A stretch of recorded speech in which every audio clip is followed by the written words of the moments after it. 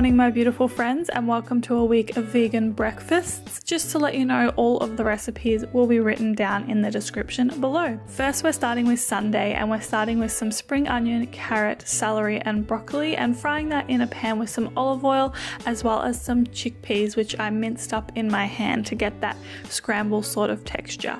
Moving on to our spices, and we're using some garlic, salt, pepper, parsley, and nutritional yeast to season that up. After this, I'm using 2 slices of oat sourdough, toasting it in the oven, and then serving it up with some vegan butter on top. Then, of course, we're adding the chickpea scramble, as well as half of an avocado, some pumpkin seeds, and some sesame seeds, and that was my breakfast this morning. This is one of my favorite winter breakfast recipes.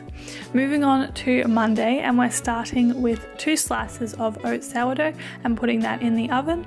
Whilst that's happening, I've got a handful of cherry tomatoes, which I am just frying up in some water as well as some garlic. I'm putting the lid on so they soften and we get all those nice tomato juices.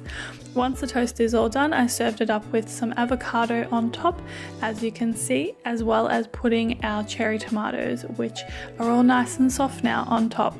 I also put some sesame seeds, as well as some pumpkin seeds, and some lemon juice, as well as some pepper and some pink salt, and that was my breakfast for Monday. Super simple, super easy, and super delicious, especially on these chilly winter mornings. Moving on to Tuesday, and today we're making pancakes with some buckwheat flour, almond meal, mashed banana, a flax egg, some almond milk, and rice malt syrup.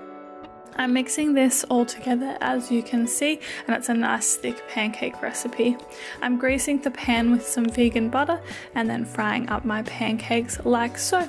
This made 3 decent sized pancakes, and I serve with some chocolate sauce on top, which I made super easily just with some cacao powder, some hot water, and some rice malt syrup, and mix that together. I also served it with some fresh strawberries on top, which in my opinion go perfectly with chocolate, as well as some roasted hazelnuts, which I chopped up and served on top. And yeah, this was a really delicious desserty breakfast.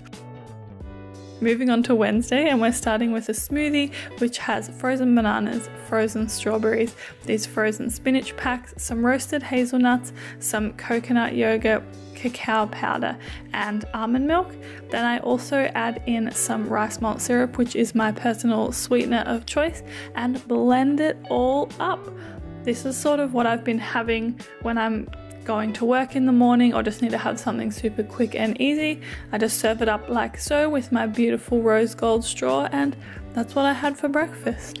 Moving on to Thursday, and we're once again starting with some pieces of oat sourdough, and then we're also doing some sweet. This was one of those days where I couldn't decide between sweet or savory, so I had both. So I've got some Koyo coconut yogurt, as well as some fresh apple and fresh strawberries, and then my favorite fruit, some fresh passion fruit on top, which looks so good right now. Then once my oat sourdough is toasted, I put some avocado, some lemon juice, and my cashew parmesan on top. And that is what I had for breakfast. This was honestly probably my favorite breakfast of the week. So good. Moving on, and we're moving on to Friday. We're doing a smoothie again.